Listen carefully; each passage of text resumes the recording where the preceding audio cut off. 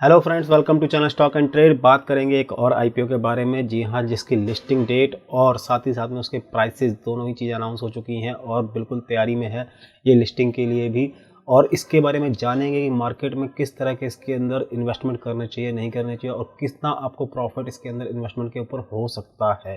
बिल्कुल जानेंगे, डिटेल में एनालिसिस करेंगे और साथ ही देखेंगे इसके फाइनेंशियल रिजल्ट्स भी कि मार्केट में इस आईपीओ के अंदर आपको बिडिंग लगानी चाहिए या नहीं लगानी चाहिए।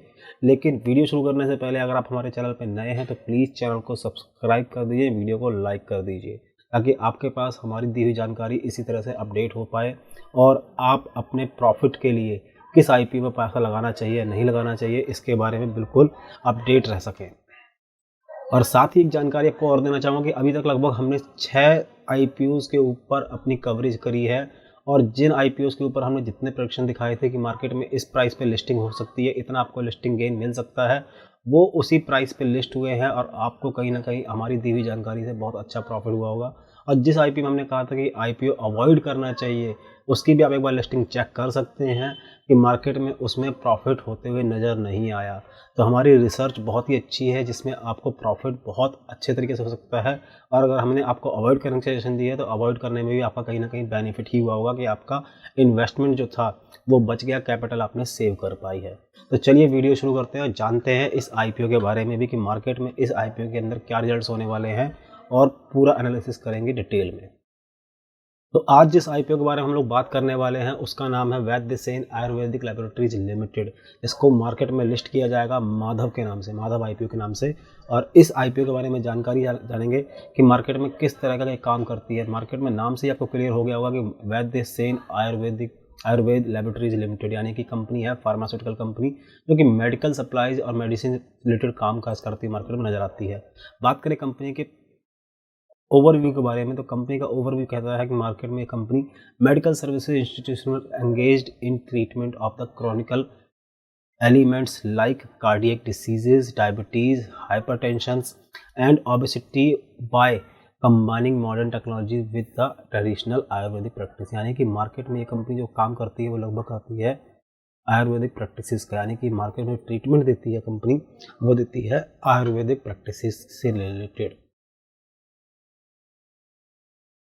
और साथ ही कंपनी प्रोवाइड करती है सर्विसेज मार्केट में मेडिसिन रिलेटेड, जिसमें कि उसकी आती है सबसे पहले जो सर्विस आती है वो हेल्थ डिजीजेज रिवर्सल, साथ ही में diabetic reversal plus BP management and obesity management की रिलेटेड कंपनी मार्केट में आपको ट्रीटमेंट प्रोवाइड करती नजर आती है। साथ ही इसका हम सब जो बिजनेस है वो है नी पेन रिलीफ से रिलेटेड।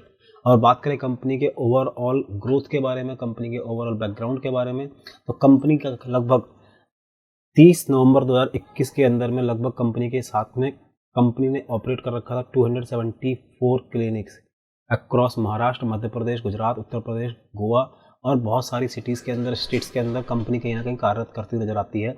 बात करें इसके कंपनी के मेन ऑफिस के बारे में तो कंपनी के लगभग 52 खुद के ऑफिस हैं और साथ ही इसके अंदर 222 फ्रेंचाइजीज क्लिनिक है, यानी कि कंपनी खुद जो ऑपरेट करती है वो 52 कंपनी के खुद के ऑन क्लिनिक हैं और साथ में ही 222 फ्रेंचाइजी क्लिनिक इसके अंदर ऑपरेट करते हुए नजर आते हैं। तो कंपनी की ओवरऑल जो ग्रोथ है प्लस उसके साथ में कंपनी की जो ओवरऑल रीच है वो पूरे ऑल ओवर इंडिया के अंदर फैली हुई है, यानी कि हर एक स्टेट के अंदर से खुद के क्लिनिक बने हुए हैं और जहां क्लिनिक खुद के नहीं है वहां पर उन्होंने अपनी फ्रेंचाइजीज को ऑपरेट कर रखा है। अब बात करते हैं कंपनी के अदर एस्पेक्ट्स के बारे में, कंपनी इसके अलावा और कौन से काम करती है मार्केट में। तो कंपनी की जो बेसिक स्ट्रेंथ है वो है कंपनी की amalgamation of modern and ancient methods of curing diseases, यानी कि ये मॉडर्न साथ साथ में पुरानी जो हमारी तकनीक चली आती है आयुर्वेदिक रिलेटेड, उस रिलेटेड से उसको कंबाइन करके कहीं ना कहीं डिसीजेस को क्योर करती हुई नजर आती है। और साथ ही इसके अंदर जो बाकी प्लेटफॉर्म्स है वो भी बहुत अच्छे नजर आते हैं हमें इसके अंदर। बात करें कंपनी के प्रमोटर के बारे में तो कंपनी के अंदर जो प्रमोटर है वो इस टाइम पे है मिस्टर रोहित माधव सेन, यानी कि डॉक्टर हैं, बाय प्रोफेशन डॉक्टर हैं और कंपनी के इस टाइम पे ऑलरेडी प्रमोटर भी हैं।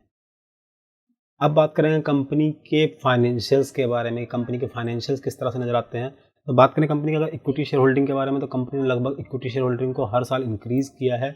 और साथ में अगर उनकी बोरोइंग्स के बारे में बात करें तो कंपनी की बोरोइंग्स कहीं ना कहीं जीरो है, यानी कि बिल्कुल नील बोरोइंग्स हैं। इसके अलावा इनके अंदर कंपनी के अंदर लॉन्ग टर्म बोरोइंग्स कोई सी भी नहीं है, लाइबिलिटीज़ भी इस टाइम पे नेग्लिजिबल है, यानी कि लाइबिलिटीज़ भी बिल्कुल नील है।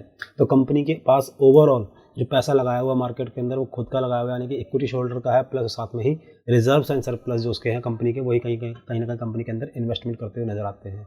और बात करें कंपनी के अंदर अदर बोरिंग्स की, तो अदर बोरिंग्स भी हमें लॉजिकली जनरल नजर आती हैं, यानी कि कोई इतनी ज़्यादा ह्यूज बोरिंग्स नहीं है जिसकी वजह से कंपनी कहीं ना कहीं डेट्स में नजर आती हो। इसके साथ ही नजर डालते हैं कंपनी के एसेट्स के ऊपर भी। तो कंपनी के ओवरऑल जो एसेट्स है वो हर साल इंक्रीज हुई हैं। लास्ट ईयर जो कंपनी की एसेट्स थी उसमें थोड़ा सा शॉर्टफॉल आया है, यानी कि कंपनी के लास्ट ईयर के एसेट्स के अकॉर्डिंग इस साल थोड़ा सा रिड्यूस हुए हैं। लास्ट ईयर कंपनी के टोटल एसेट्स थे 1670 लैक्स के, और इस साल में जो अभी तक नज़र आ रहे हैं वो है 1624 लैक्स के इस टाइम पे टोटल फिक्स एसेट्स कंपनी के पास अभी भी मौजूद हैं। बात करें कंपनी के इन्वेस्टमेंट्स की, तो कंपनी में इन्वेस्टमेंट इस टाइम पे नील है, और इन्वेंट्रीज भी लगातार नॉर्मल ही नज़र आ रही हैं, यानी कि कोई कंपनी की खास इतनी ज़्यादा चेंजेस नज़र नहीं आते हैं। अब बात करते हैं कंपनी के रेवेन्यू के बारे में। तो कंपनी का रेवेन्यू भी एक बार देख लेते हैं।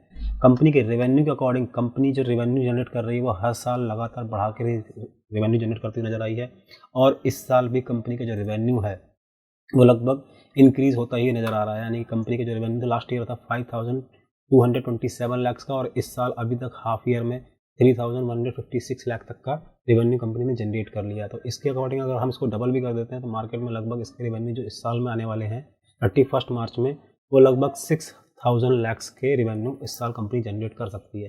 बात करें कंपनी के प्रॉफिट के बारे में भी, तो कंपनी का प्रॉफिट भी ओवरऑल बढ़ के नजर आता है।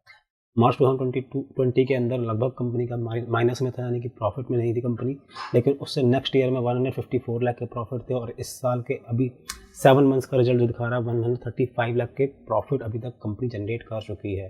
अकॉर्डिंगली दिस अगर इसी पैटर्न से कंपनी प्रॉफिट कमाती है तो कंपनी का प्रॉफिट लगभग इस साल के एंड में 230 लैक्स के आसपास में बुक होता हुआ हमें नजर आएगा। तो अब एक बार नज़र डाल लेते हैं कंपनी के ओवरऑल कंसोलिडेटेड फाइनेंशियल इंफॉर्मेशंस के ऊपर भी। तो कंपनी के जो लास्ट ईयर के एसेट्स थे वो मैं आपको बता ही चुका हूँ। टोटल एसेट्स कंपनी के थे लास्ट ईयर में 258 लाख के, और अभी भी लगभग उतने ही एसेट्स अभी भी मैनेज करते हुए नजर आती है। कंपनी के रेवेन्यू की बात करें तो कंपनी का रेवेन्यू लास्ट ईयर 2021 के अंदर थोड़ा सा डाउन आया था, लेकिन इस साल रेवेन्यू फिर से जनरेट कर लिया है, यानी कंपनी इस साल भी ट्रैक पे है ग्रोथ के। और बात करें प्रॉफिट की, तो प्रॉफिट भी लगभग सेम ही है लास्ट ईयर से, थोड़ा सा इस साल इंक्रीज हो गया ही प्रॉफिट कहीं ना कहीं जनरेट होता हुआ नजर आता है। अब बात करते हैं कंपनी के अदर एस्पेक्ट्स के बारे में और लिस्टिंग डेट्स के बारे में। तो कंपनी की जो आईपीओ की लिस्टिंग स्टार्ट होने वाली है वो लगभग होने वाली है 10th ऑफ फरवरी से, यानी कि लगभग कंपनी के आईपीओ के अंदर अगर आप बिडिंग लगाना चाहते हैं तो कंपनी की बिडिंग लगा सकती है 10th ऑफ फरवरी 2022 से। लास्ट बिडिंग इसकी लगेगी 15th ऑफ फरवरी 2022 के अंदर, यानी कि 10 फरवरी से लेकर आप 15 फरवरी तक के बीच में इस आईपीओ के लिए अपनी बिड लगा सकते हैं। बात करें कंपनी की बेसिक अलॉटमेंट डेट की, तो अलॉटमेंट आपको कंफर्मेशन आ जाएगा 18th ऑफ फरवरी को, और साथ ही में अगर आपका अलॉटमेंट रिजेक्ट होता है तो आपको रिफंड इनिशिएट कर दिए जाएंगे 21 फरवरी को। बात करें लिस्टिंग के बारे में, तो कंपनी की जो लिस्टिंग होने जा रही है वो हो रही है 23 ऑफ फरवरी 2022 को, यानी कि आप इस शेयर के अंदर अगर ट्रेड करना चाहते हैं तो 23 फरवरी से डीमैट अकाउंट में अवेलेबल हो जाएगा और आप इसके अंदर ट्रेडिंग कर सकते हैं।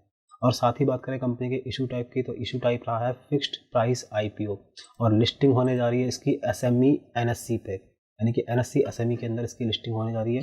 कंपनी के फेस वैल्यू की बात करें तो कंपनी के फेस वैल्यू शेयर का है वो 10 रुपीज़ पर इक्विटी शेयर है, और ये आपको शेयर इशू करा जा रहा है प्रीमियम पे, यानी कि इसकी जो बिडिंग प्राइस लगेगी वो लगेगी 73 रुपीज़ पर इक्विटी शेयर।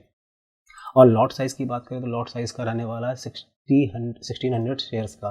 तो आपको इसके अंदर अगर अलॉटमेंट चाहिए और बिडिंग लगाना चाहते हैं तो आपको लगभग इसके अंदर इन्वेस्ट करने पड़ेंगे 1,16,800 रुपीज़ के आसपास, यानी कि आपको मार्केट में इस आईपीओ के लिए अगर बिडिंग लगानी है तो 1,16,800 रुपीज़ का इन्वेस्टमेंट आपको इसके अंदर करना पड़ेगा। बात करें कंपनी के अदर एस्पेक्ट्स के बारे में, अदर डेट्स के बारे में, तो कंपनी की लगभग इस आईपीओ के थ्रू 20.23 करोड़ की लिस्टिंग का अप्रोक्सीमेट आइडिया है, यानी कि लगभग कंपनी इस शेयर आईपीओ के थ्रू 20.2 करोड़ रुपीज़ का फंड रेज करती हुई नजर आती है इस मार्केट से। मार्केट में कंपनी की जो लॉट साइज रहा है वो 1600 शेयर्स का, और एक शेयर आपको इसके अंदर पड़ेगा 73 रुपीज़ का। प्रीमियम रहेगा इसके अंदर 63 रुपीज़ का प्लस 10 रुपीज़ की फेस वैल्यू। तो मार्केट में आपको ये प्राइस जो मिलेगा 73 रुपीज़ का इस शेयर का प्राइस मिलने वाला है, और लगभग कंपनी इस शेयर के थ्रू 20.23 करोड़ का फंड जनरेट करती हुई नजर आती है।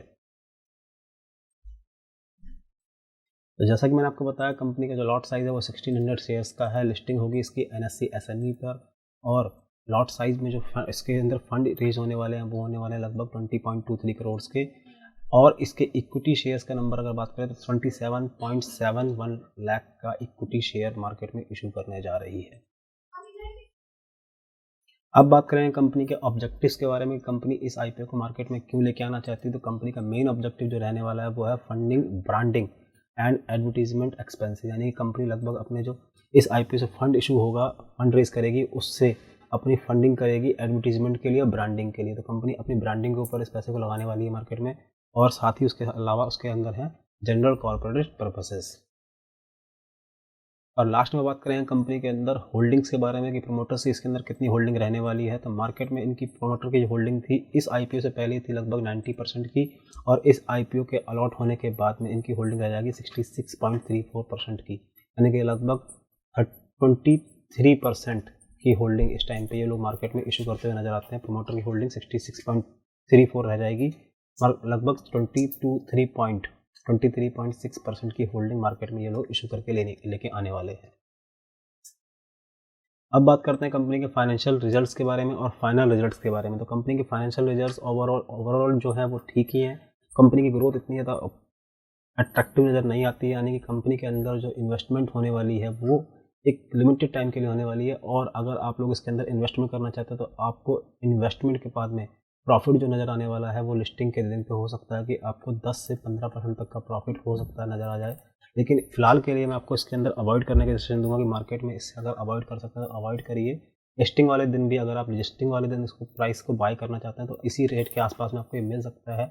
लॉन्ग टर्म होल्डिंग्स के लिए शेयर वाइबल है। अगर आप लॉन्ग टर्म होल्डिंग करना चाहते हैं 8 to 10 मंथ्स की मार्केट में इसके अंदर होल्ड करना चाहते हैं तो आपको ये अच्छा खासा प्रॉफिट दे सकता है। लेकिन लिस्टिंग गेन के लिए इसको अवॉइड करना चाहिए, क्योंकि लिस्टिंग गेन कितनी हो सकता है 10 से 15% तक के सर्किट लग जाए, लेकिन हो सकता है कि 1% चांस है कि मार्केट में इस प्राइस को रेट कर दिया, मार्केट कहीं ना कहीं इसको नीचे तरफ भी लेवल को दिखा सकती है। तो 73 रुपीज़ के प्राइस पे हो सकता है लिस्टिंग हो, या फिर हो सकता है कि मार्केट में इसका प्राइस 68 के आसपास भी लिस्टिंग में आ सकता है।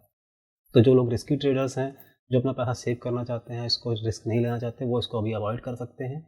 और जो लोग अग्रेसिव ट्रेडर हैं कि मार्केट में वो थोड़ा सा रिस्क बियर कर सकते हैं, तो वो लोग इसके अंदर लिस्टिंग के लिए पैसा लगा सकते हैं। मार्केट में लिस्टिंग गेन के दिन भी आपको प्रॉफिट हो सकता है, उस दिन निकल जाए। और अगर आपको ड्यूरेशन इसके अंदर लॉन्ग टर्म का है कि 8 to 10 मंथ्स या फिर 1 ईयर की होल्डिंग कर सकते हैं मार्केट के अंदर, तो आपको इसके अंदर 30 से 40% तक के प्रॉफिट मार्केट में 8 to 10 मंथ्स के अंदर नज़र आ सकते हैं।